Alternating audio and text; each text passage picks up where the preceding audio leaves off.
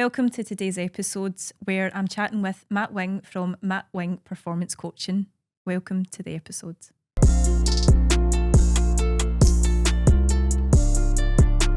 Welcome to today's episode, Matt. Thank you, Louise. Wanted to have you in today to chat to you about the coaching service that you have literally just launched. Yep. What has led you to create the coaching service that you have now established, and a little bit of your background? Well, thanks for the invite. It's much appreciated, and been looking forward to this for a few weeks now. Glad we got it in diary. So I'll kind of go back to my early days. So kind of growing up and stuff. I kind of always felt a bit different, like a bit out of sync and a bit detached from people and a bit weird and a bit kind of just found it hard at school, hard to make friends and hard to learn and stuff like that. That kind of carried on through my life. Just felt a bit out of sync and a bit, just not right, just a bit off balance and stuff. So I always used to kind of search for things to fix me, which led me down lots of different paths. And then I found a drink, and I was like, wow, I found the medicine now. This is kind of the secret fix. So when I started drinking, it was that was me for like 30 years, basically self-medicating for 30 years. Throughout that period, I kind of was always searching for something to fix me, and health and fitness and coaching was always my passion. So because I was always searching, I found out so much about so many different things. So kind of when I kind of got to like 53, what I am now, I was like, do you know what? I need to package this up somehow. And my purpose is to help people, kind of using the skills I've learned to get where I am now. So hence kind of that's how I got to have the idea of being a kind of performance coach and helping people perform better through all of the fixes that I've learned. Maybe not found them through the right way, but I've still found them on how to feel better about myself and how to be fitter and stronger and hopefully live longer. Yeah, excellent. So what would you say then was your turning point? Because obviously you're talking about your whole experience from like childhood effectively. So what was obviously you've had a good grounding in health and fitness, but what was the thing that changed in you, the trigger to make you stop doing those sort of maybe negative or sort of debilitating behaviours then? So what would you say made you want to start a coaching service in order to promote what you were wanting to live, if that makes sense? Just probably 2 or 3 years ago, I was really struggling. Like I was just drinking loads and all the other stuff and all the chaos that come with that. And I just kind of found myself on this big kind of wheel of like that I couldn't get off. And I was like, I just need to get off this. But it took me like another 3 years to get off the wheel. So I would say when I was around 50, I was kind of like, was starting to think about I need to change. But it took me a good 3 years just of that destructive behaviour still until I got to when I was probably a couple of years ago now, been sober, 18 months or so, to kind of, when I kind of got sober, it all kind of clicked into place because I had the clarity to make that shift. And then from that time onwards, that was when I started thinking, I want to do this as a business. I want to help people more. So I would say a couple of years ago was when when I kind of got sober, I guess, was the turning point for me. Yeah, definitely. And I know obviously there are lots of different coaches and people who rave about recovery, and I think it's kind of batted about a lot these days with mental health, and I do have my own views on that with regards to choices that we do make ourselves. But sorry, can I go back a step there? Of course. So yeah, kind of last year I had the old ADHD diagnosis, which was a kind of like a bolt out of the blue, because I was like, I need to get this checked out, and I'd always felt weird and using the drink to level myself off. So I was like, I need to go get tested, and it came back that I had like quite a severe diagnosis of it, and with autism as well. So it kind of everything clicked into place then. So that was probably last April time. So that was a massive wow. It all makes sense now. Yeah. So that and stop drinking was 2 massive things that happened in a real short space of time. And so that would definitely be, it was like eureka. It's not been me, it's been something else that's caused all this. But because I've gone through all my life, like especially the last 30 years, thinking there was something wrong with me. and I found all this stuff out, and I've always been really into health and fitness. Now's the time to kind of share this.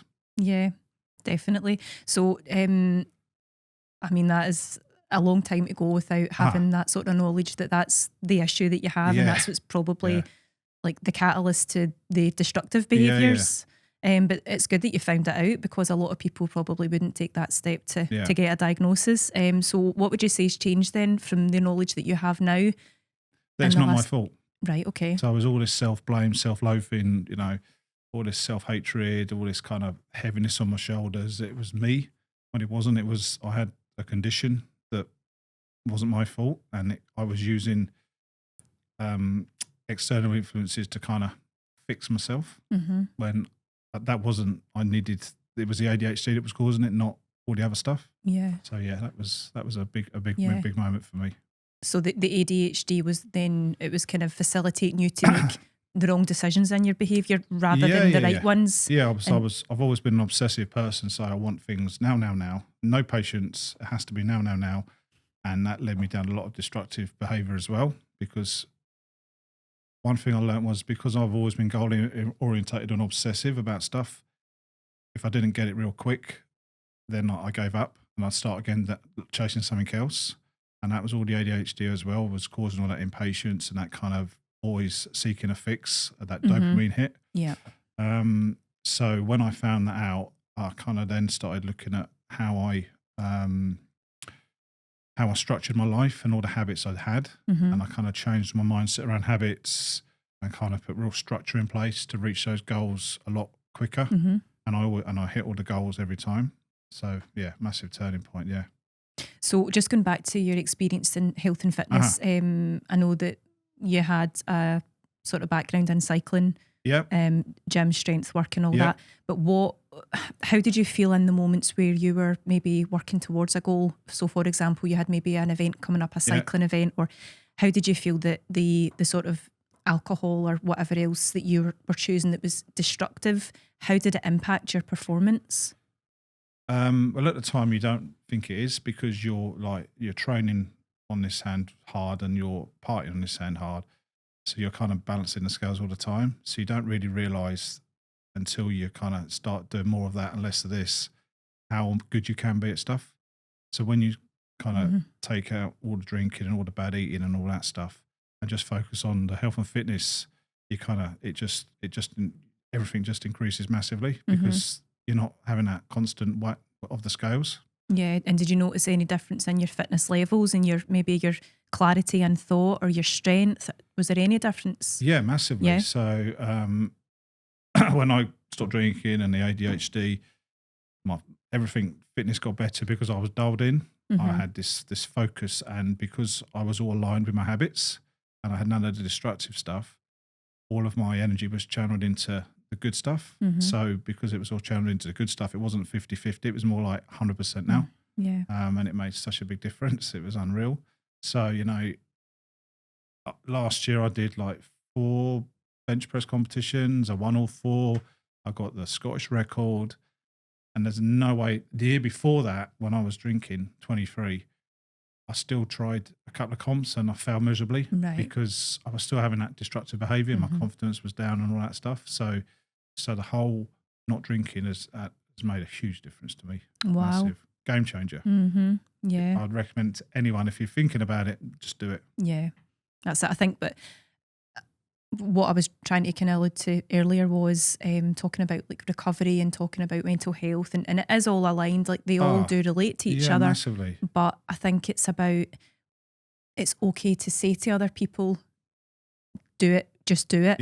But it's about that support network to say, right, but how do you do it in the right way? And how would you kind of give advice to someone, for example, that you were coaching, to say, well, this is how it worked for me. It might not necessarily work for everyone, but this is how it worked for me. What would you say would be different in the style of the advice you would give to someone compared to maybe another coach? I would say the way I coach is very bespoke to each person. So when I talk to someone, I'd find out a lot about them. They probably got issues they don't even know about, but we'd kind of expose. And then we put a structured we'll start with a daily plan. So we'll have your kind of morning routine, your daytime routine and your nighttime routine. and then we'd slide in the health and fitness alongside that as well. So we would start off with those kind of very, very small changes, and then they would have a compound effect over a short amount of time, which would lead to quick results and big results a lot faster. So how would you think that you would be able to relate to people in a more productive way then? For example, with someone that maybe had the same type of background that you do, like chaotic lifestyle, like self-sabotaging, maybe ADHD, how would you say that you would be able to help that person through direct lived experience or through the certain types of behavioural steps that you've implemented? Both. So obviously I've got the background that I've done it myself, so I could walk the talk. And then I would start working with them to implement the changes that I use myself to change their life for the better. And it's all around structure and habits and having some small goals to start with. And then we build on those goals. We start with a 30-day goals, then we kind of go to 60, 90-day, 6-month goals. And then each goal and plan will have lots of little systems in the background that would make you achieve those goals a lot quicker. Right, okay. So talk me through like a day then. What would you say? Obviously everything's bespoke to the individual, but what would you say that you've implemented in your life on like a daily routine? So I'll go into a bit of detail now. So I like detail. So for me, when I get up in the morning, there's 5 key habits I do every day. Like the first 5 habits of the day set me up for the day. So by doing that, I own the day. So I own the morning, own the day. So the first thing I do when I get up is drink a litre of salt and water. So, which is bizarre, but pink sea salt and water is so good for you. Is it from a plastic bottle?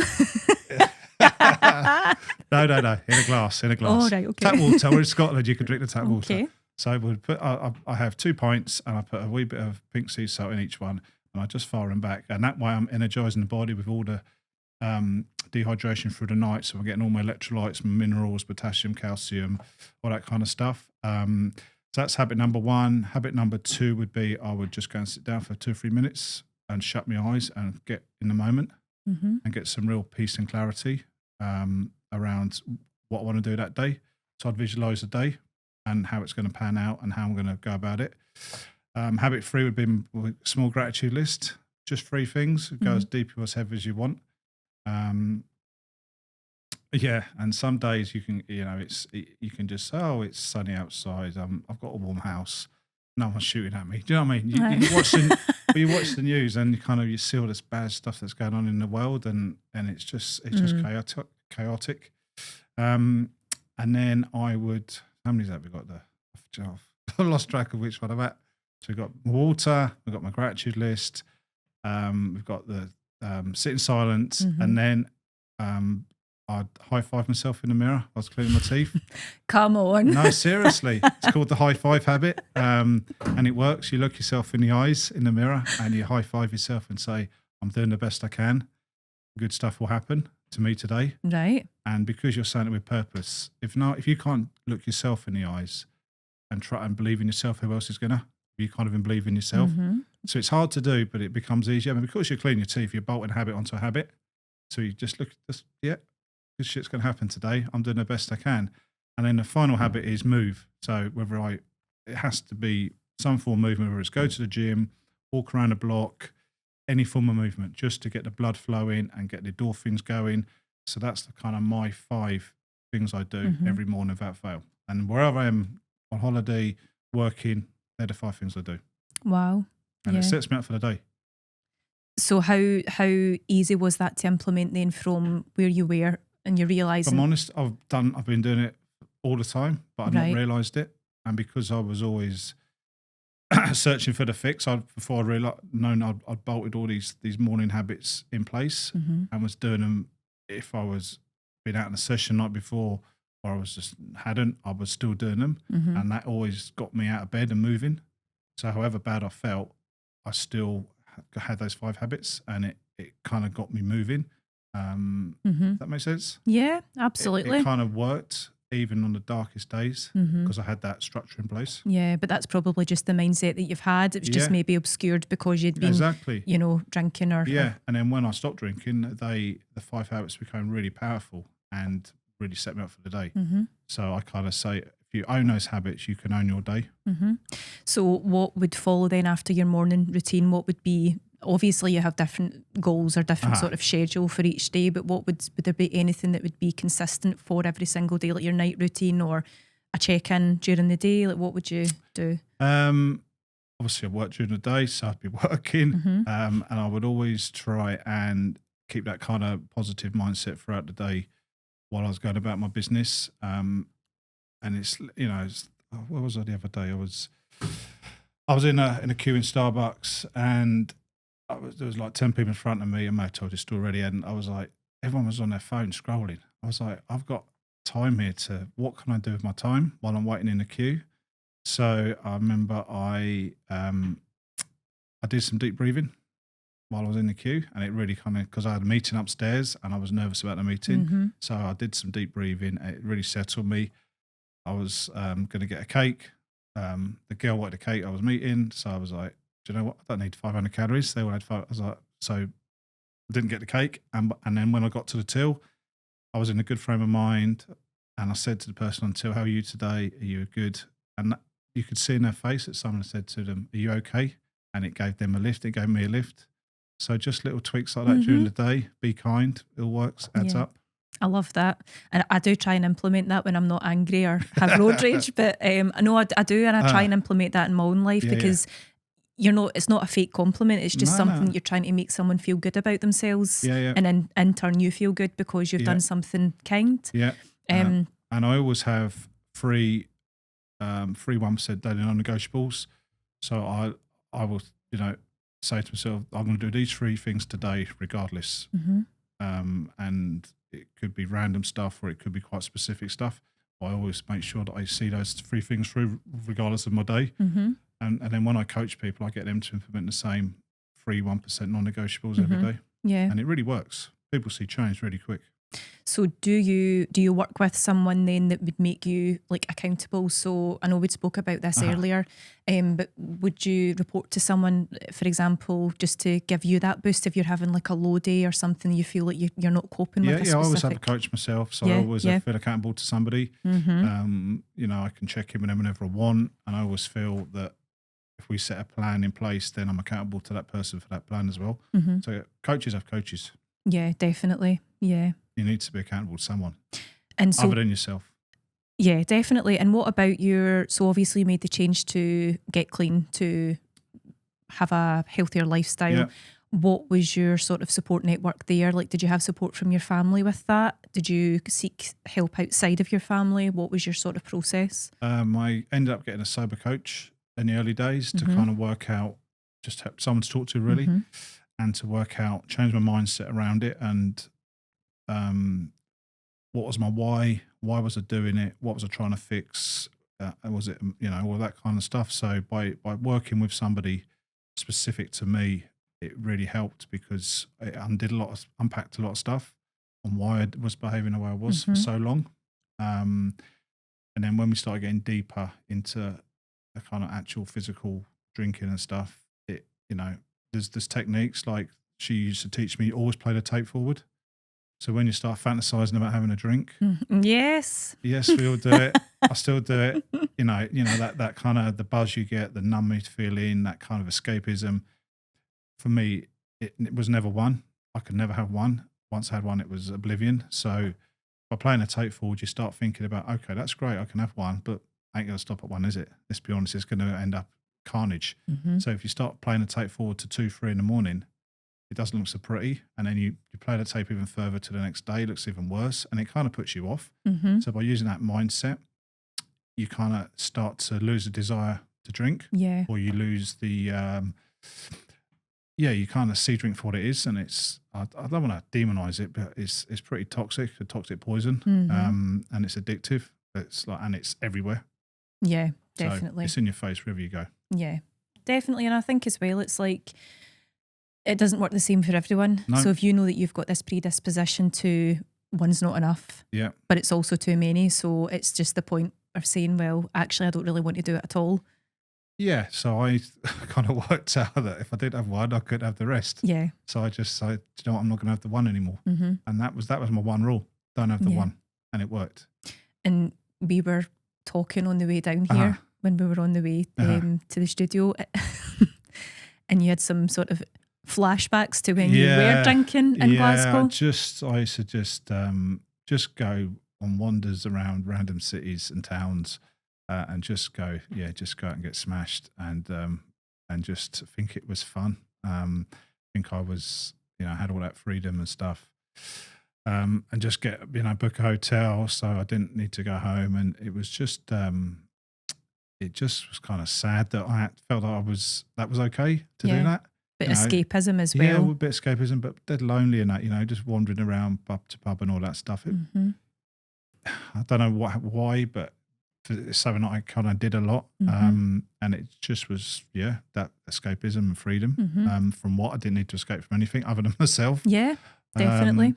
And then kind of, the day after you'd be full of the fear and full of the panic and anxiety and all that horrible, jitteries and all that stuff. So then when I go to certain places, it brings flashbacks how bad I used to feel the day after in a certain place. And it still kind of it fills me with fear. And kind of fear and regret. Yeah. But I guess sadness. I guess because you didn't know at that time, obviously, what was going on. And I think as well, this is something we spoke about, is it does usually tend to progress. Or not degress, but you become less of who you were because you go deeper and deeper in it, and you don't see the destructive sort of character you become. No, you don't. You just, you do 3 days on, 1 day off, 3 days on, a day off, and you just constantly on this kind of, and you never get on a level. But because you kind of take those couple of days off, you feel, I feel all right now, I'm fixed, and you go back and do it again, and you kind of just be that constant hamster wheel. And it was really hard to get off for probably 30 years. So I was quite dizzy by the time I get off. Yeah. But you got off all the same. Yes. Yeah. So what about your family then? How do you feel that they have seen the difference in you then? Have they benefited from it, or? Yeah, Dad isn't passed out anywhere anymore.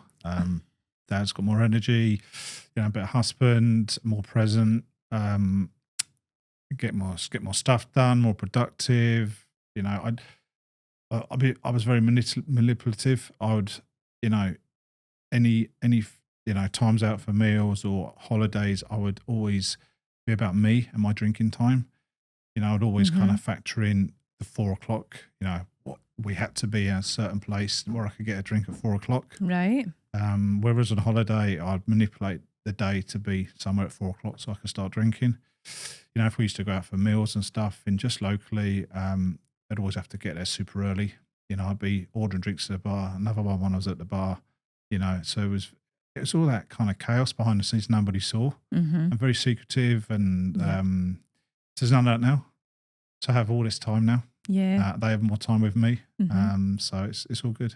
Yeah, because we'd spoke about you'd just recently been on a holiday, just a trip, and how the difference is, like what you were saying about going to the airport. So you'd probably have went there a lot earlier, just to get the drinking time in, and but then that's changed now because you don't have that sort of desire to do it. For a playground, like you go on holiday. The first thing you did was get there early to start drinking early. You drink on the plane, you drink the other end, and like it was just chaos. And now, when we was at the airport the other day, I was like to my wife, if this was me drinking, she was having a glass of wine and that, and like I'd be firing them back and firing them into her just so we could get on the same level. Yeah. Even though she didn't want to, I would be kind of, have another one, just so we could be like for like. So all of that chaos has now been removed from my life. So yeah, it's great. Brilliant. Yeah. Yeah. Good. So what is your sort of plan then for your coaching service? Who are you aiming to help? Well, any man and woman kind of over 35 plus that wants kind of help to improve their life, specific goals, who may just want to improve their health, may want to stop drinking. So I kind of use kind of 4 or 5 pillars that we kind of would use for every person. The health and fitness side, we would delve into that. We would get a structured fitness plan in place for them. We would get a lot of habit changes in place, a lot of 1% gains in place. We would look at nutrition, and then we'll look at mindset and how we can make your spirit stronger. because if you can make your spirit stronger and your body stronger, you're going to live longer. You know, it's a win-win all round. Yeah, as long as it's not alcohol spirits. Yeah, exactly. Yeah, good one. Yeah. So a strong spirit is a stronger person. So I kind of come up with a strap line: be stronger, live longer. Right. Okay. And that doesn't mean just be stronger as in physically. It means be stronger all over in your head as well. And because you'll be stronger, you will live longer. Yeah. It's a fact. Yeah, it's like purpose. It's having a goal and having something to work towards, but seeing that improvement incrementally. Yeah. So, you know, I feel I offer a very holistic approach. So it's not kind of, I'm kind of cover all bases. Right, hold on a second. You just said hostilic. Holistic. Holistic. Right, okay. Holistic. Yeah, that's the word. Okay. There's a couple of words I can't say. That's one of them. Sorry. Okay. Holistic approach. Holistic approach, right, okay. Yeah.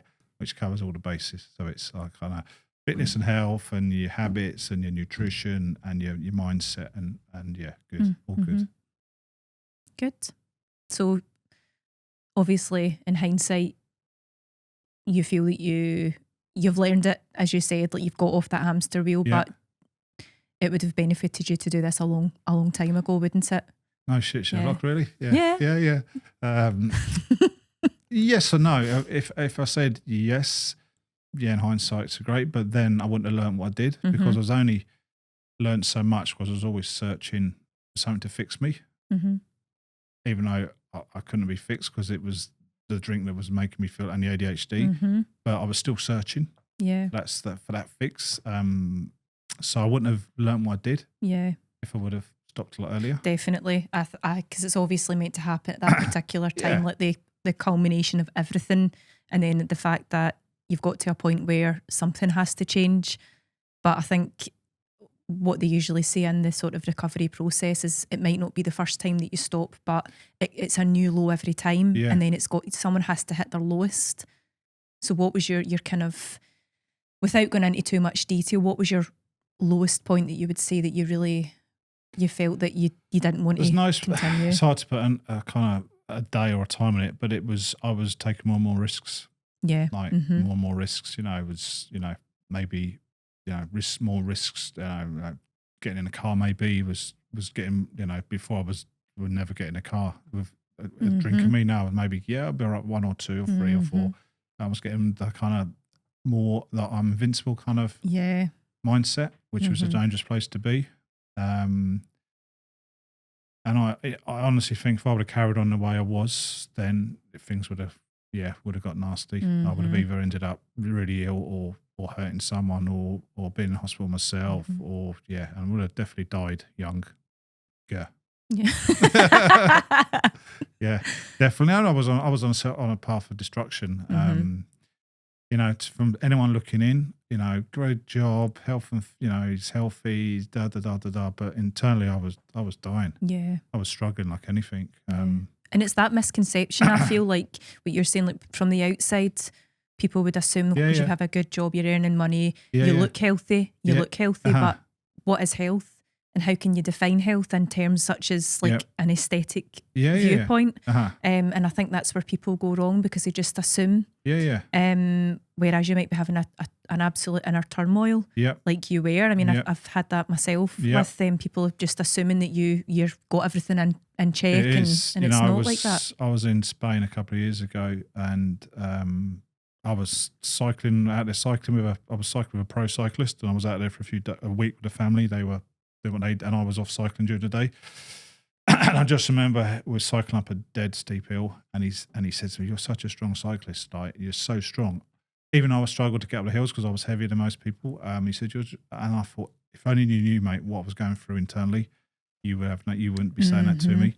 But to him, because I was looking strong, he just assumed that that's who I was. Yeah. So that was that was a big moment for me, that how people's perceptions were so different from how you actually feel inside. Yeah, 100%. Yeah. And I think as well, like, you got to take the good with that as well. The fact that he was viewing you, that you were, 100%, that you dedicated, that you were living the life and you were looking the way that you were feeling, or feeling the way that you were looking. But it's difficult. It is difficult. But it's good that you've been through, not necessarily the bad points. I guess to an extent it is good that you've been through that, because you've come through the other side and you're able to take that experience and help to inspire other people, or help to maybe coach people or guide them in a way that you maybe didn't have earlier. So that's really inspirational as well. Believe me, I've had a lot of coaches in my life because I was always searching again. Yeah. He or she will fix me. Yeah. No, they won't. Because I didn't know what was wrong with me. And they didn't know either. They just thought by giving me, a nutritional or fitness plan and telling me not to drink was going to work. But it was just waste of money. But I'm just glad that I learnt so much through that period that it's enabled me to be the person I am now and be able to share the knowledge I have now.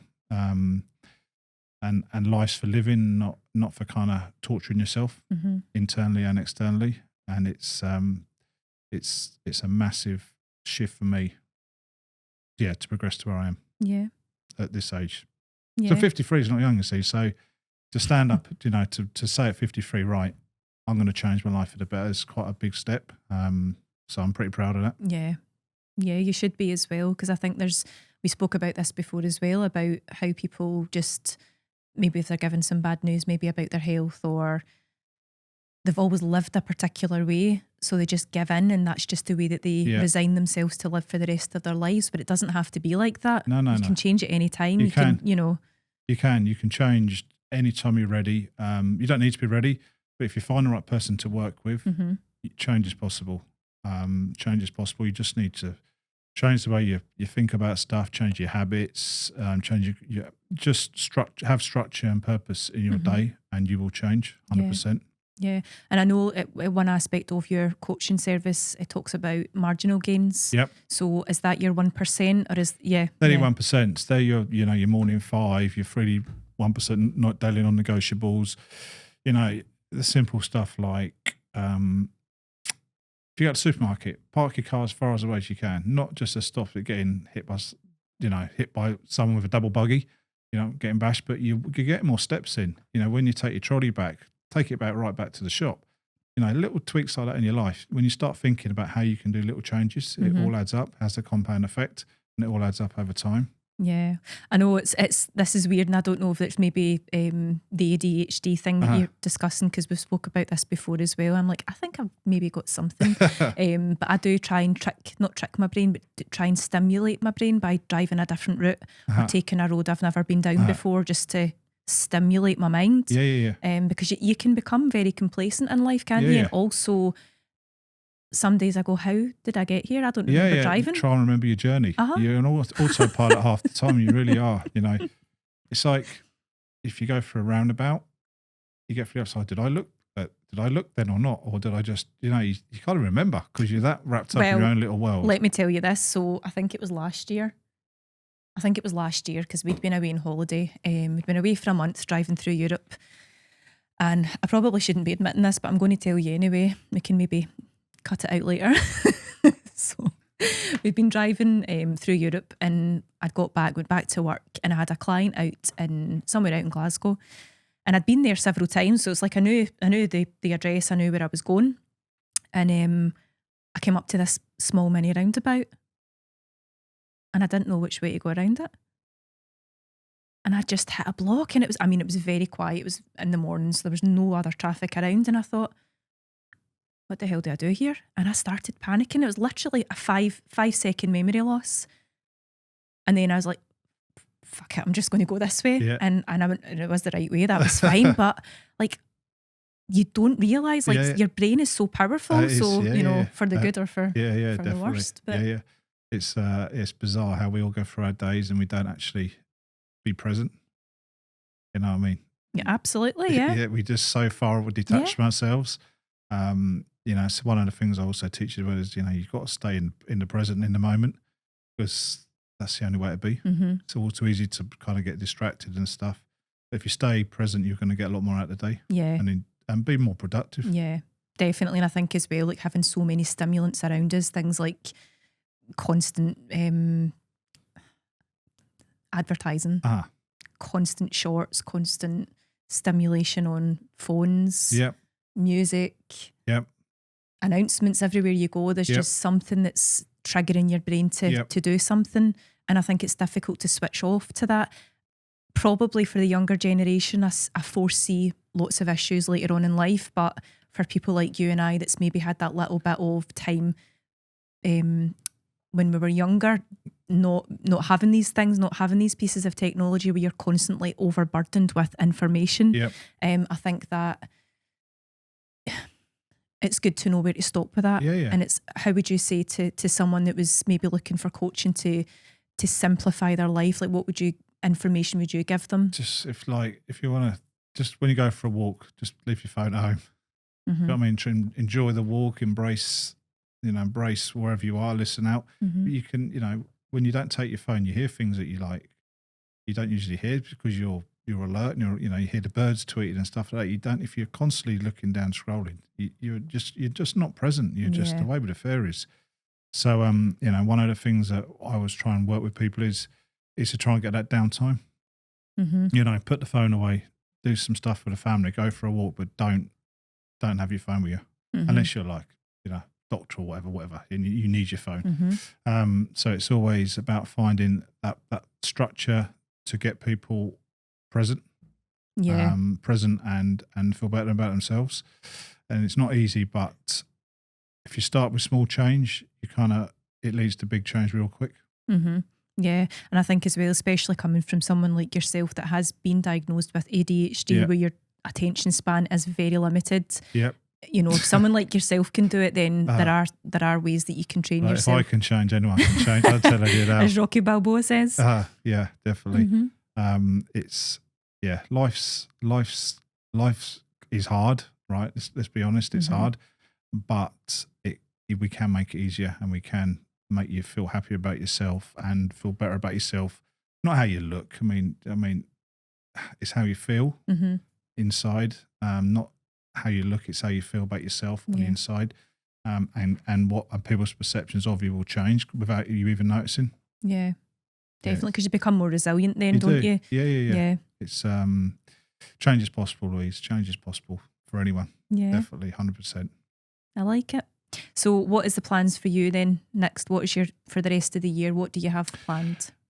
Is to really build my brand, my coaching business, and kind of go from there. Really try and propel it, and really help as many people as I can, using the proven methods that have worked for me, implementing them and getting people to change for the better. And by people changing, it's not just about them. It has a knock-on, a ripple effect to their families as well. Yeah. So by them changing, their kids, their parents, everyone, their friends, they all see the benefits of that. It's not just about singular, it's about how you can have the ripple effect as well. Yeah. So that's my plan for the next 6 months, a year, is to really focusing on the coaching business, and help as many people as I can. Yeah, be happy and change.